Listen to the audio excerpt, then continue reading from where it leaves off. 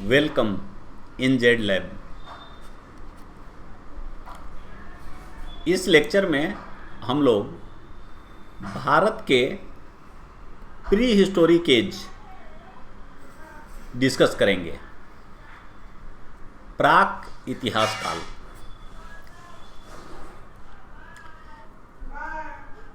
प्राक इतिहास काल को प्रागैतिहासिक काल भी कहते हैं। इसका मतलब होता है इतिहास का वैसा भाग जिसका लिखित विवरण उपलब्ध नहीं है, और दूसरा पार्ट होता है प्रो इतिहास काल, आद्य इतिहास काल। इतिहास का ऐसा काल, ऐसा समय जिसमें जहाँ की हम लोग इतिहास पढ़ रहे हैं वहाँ पर लिखित विवरण उपलब्ध नहीं है, लेकिन उस जगह के बारे में, वहाँ पर जो मानवीय क्रियाकलाप थे उसके बारे में कहीं दूसरे के इतिहास में लिखा हुआ है, कहीं दूसरे जगह लिखित विवरण में उपलब्ध है। और तीसरा होता है इतिहास काल, जहाँ के बारे में हम पढ़ रहे हैं, जहाँ का इतिहास वहीं उसी सभ्यता के लोगों ने, उसी समाज के लोगों ने लिखा है, जो आज भी उपलब्ध है और जिसको पढ़ा जा रहा है। अब अगर हम अपने देश भारत की बात करें तो देखिए, हमारा जो ये पृथ्वी है ये करीब 450 करोड़ वर्ष पुराना है, लेकिन 450 करोड़ वर्ष पूरा दुनिया का भी इतिहास नहीं है, क्योंकि मनुष्य उस समय नहीं आया था। जो पहला हाथ का मनुष्य, कहने का मतलब हैंडीमैन, हैंडीमैन मतलब ऐसा आदमी जो हाथ का उपयोग करना सीख गया था, हाथ का उपयोग करता था। ये करीब 25 लाख वर्ष पहले इस पृथ्वी पर उसका उद्भव हुआ था। और जो आधुनिक मानव है, जिसको होमो एस्पियन कहते हैं, होमो एस्पियन जो हम लोग हैं, ये करीब आज से 5 लाख वर्ष पहले इस पृथ्वी पर उद्भवित हो गया था, आ गया था। लेकिन इसका मतलब वो उस दिन भारत में नहीं था। यह सबसे पहले ऐसा माना जाता है कि अफ्रीका में आया था, या उसका उद्भव अफ्रीका में हुआ था। बाद में धीरे धीरे वो दुनिया के अन्य भागों में फैला। भारत में आज का जो जानकारी है उसके मुताबिक करीब करीब 2 लाख वर्ष पहले ये माना जाता है कि मानव उपलब्ध था, आ गया था। और ये जानकारी अभी बहुत संक्षिप्त है। तमिलनाडु के कुछ क्षेत्र में खुदाई से यह जानकारी मिली है। यह परिपक्व जानकारी नहीं है, अपरिपक्व जानकारी है। जो भारत में अगर 2 लाख वर्ष पूर्व आया तो उस समय से लेकर और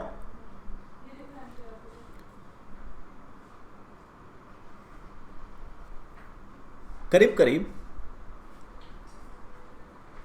3300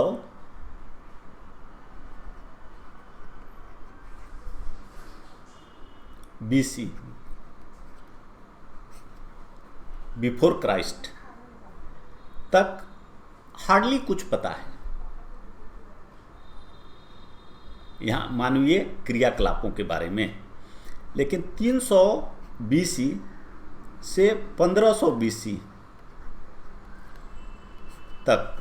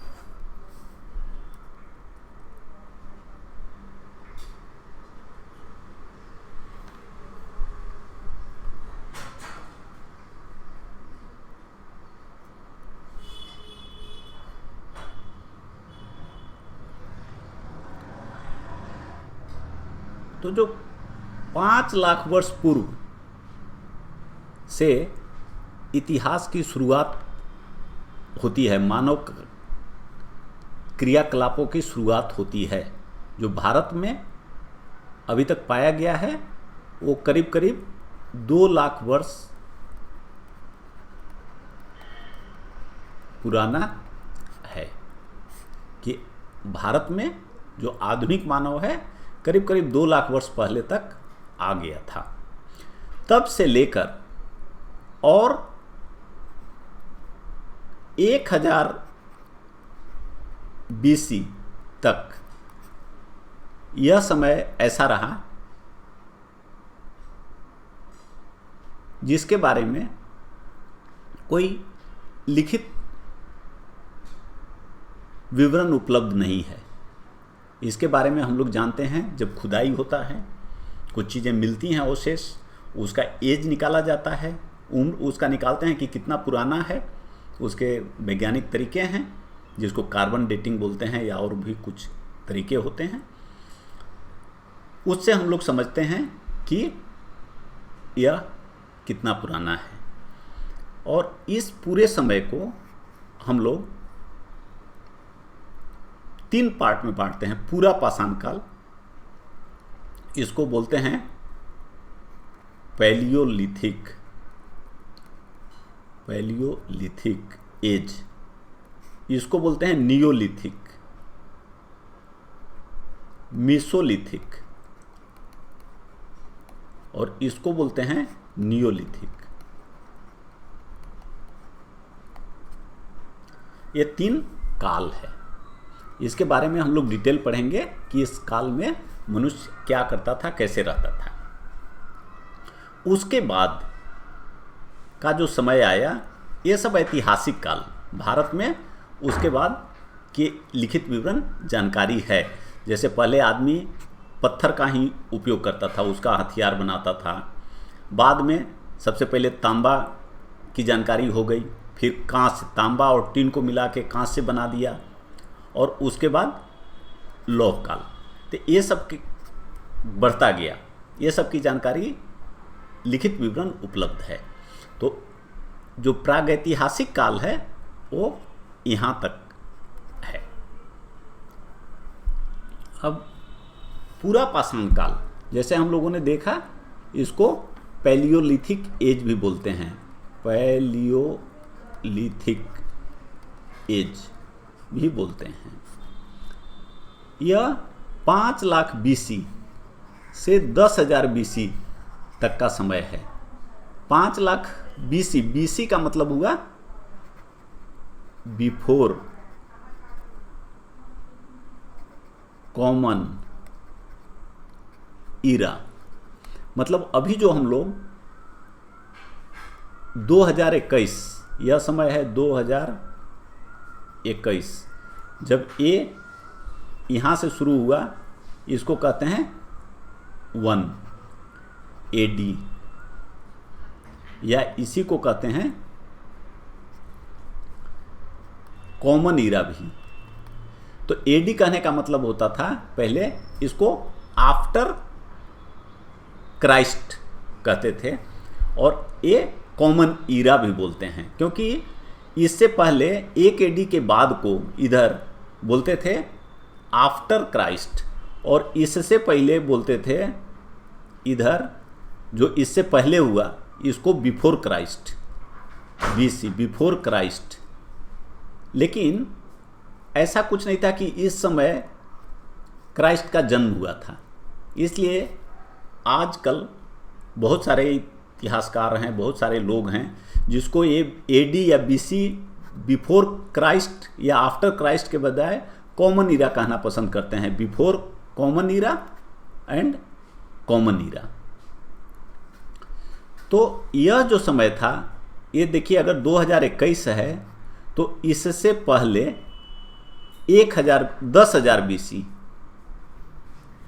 ये 10,000 BC तक का समय जो था वह पूरा पाषाण काल था। मतलब आज से अगर आप देखिए तो 12,000 साल पहले, 12,000 वर्ष पहले तक जो हालात था उसको पूरा पाषाण काल बोलते थे। और कब से? 5 लाख साल पहले से, 5 लाख साल पहले से। तो इस समय जो इंसान था, मनुष्य था, वो शिकारी जीवन बिताता था और खाने पीने के लिए जंगल से जो भी उसको मिल जाता था उसको इकट्ठा कर लेता था, खा लेता था। और पत्थर के औजार का उपयोग करता था। बड़े बड़े पत्थर, जो पत्थर मार के पत्थर से तोड़ देता था, इस तरह का औजार उपयोग में लाता था। गुफा चित्रकारी पूरा पाषाण काल का भोपाल के भीमबेटका जगह में मिला है, जिसमें कि गुफा में उसने कुछ चित्रकारी किया था। और ये 3 नदी घाटी हैं, बेलन नदी घाटी, सोहन नदी घाटी और नर्मदा नदी घाटी। इसमें पूरा पाषाण काल के अवशेष मिले हैं।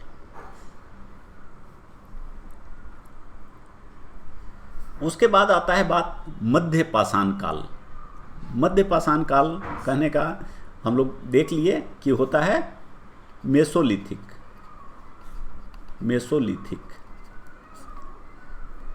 अब यह 10,000 BC बिफोर कॉमन ईरा से 6,000 बिफोर कॉमन ईरा, मतलब पूरा देखिए 4,000 वर्ष तक मनुष्य का इस तरह का हालत रहा। पत्थर के छोटे आकार के औजार वो बनाना शुरू कर दिया, जिसको माइक्रोलिथ कहा जाता है। वो पहले पत्थर से पत्थर मार के बड़ा बड़ा औजार रखता था, अब उसने पत्थर के मदद से काट काट के छोटा बनाना शुरू कर दिया, तो इसको माइक्रोलिथ कहते हैं। पशुपालन की शुरुआत भी इस समय मनुष्य ने कर दिया और सबसे पहले कुत्ते को पालतू बनाया। मध्य प्रदेश का आदमगढ़ स्थल है और राजस्थान का बागरू है जहां इसके प्रमाण मिले हैं। और मानव का कंकाल सराय नहर प्रतापगढ़ में है, उत्तर प्रदेश में, यहां पर मिला है इस काल का। अभी भी मनुष्य खेती करना शुरू नहीं किया था। वहाँ और यहाँ में अंतर यह था कि अब वो कुछ जानवर को पालतू बनाना शुरू कर दिया था और औजार उसके पत्थर के ही थे, लेकिन छोटे छोटे हो गए थे। उसके बाद आता है नवपाषाण काल, 6,000 BC से 1,000 BC तक, मतलब करीब करीब 5,000 साल का जो अवधि रहा वो नवपाषाण काल का रहा। इस समय मनुष्य ने आग और पहिए का आविष्कार किया, जो बहुत क्रांतिकारी साबित हुआ। कृषि की शुरुआत भी इसी अवधि में, इसी समय काल में हुआ। इसका प्रमाण कि खेती इस समय मनुष्य करना शुरू किया था, बलूचिस्तान मेहरगढ़ में मिला है, जो अभी पाकिस्तान में स्थित है।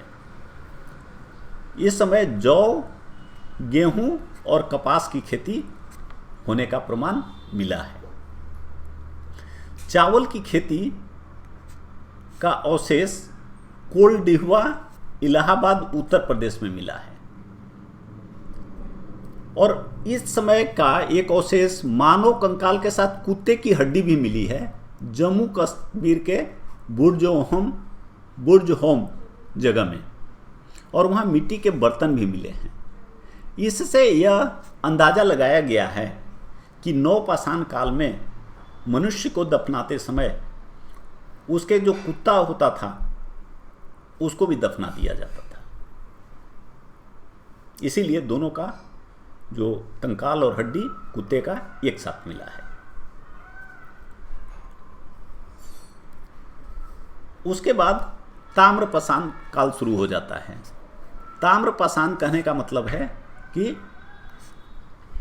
जिसमें पत्थर और तांबा दोनों का औजार बनने लगा।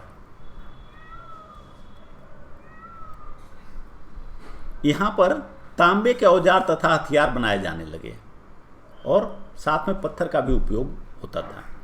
जो नवपाषाण काल था, नवपाषाण काल जो भी हम लोगों ने देखा, उसमें औजार पत्थर के ही रहे, लेकिन उसमें पकड़ने के लिए लकड़ी का उपयोग होने लगा था। जैसे अभी हम लोग बहुत सारे लोहे का औजार बनाते हैं और उसमें उसको पकड़ने वाला लकड़ी का होता है। तो नवपाषाण काल के लोग औजार, छोटे छोटे औजार पत्थर का बनाना शुरू कर दिए थे और उसको पकड़ने वाला लकड़ी का रखते थे। और लेकिन ताम्रपाषाण काल में तांबे का भी उपयोग होने लगा था और यह उसके नवपाषाण काल के बिल्कुल अंतिम में इसकी शुरुआत हुई थी। जेड लैब क्लासेस के लिए आप गूगल प्ले स्टोर से Z lab learning app download करें। Good luck.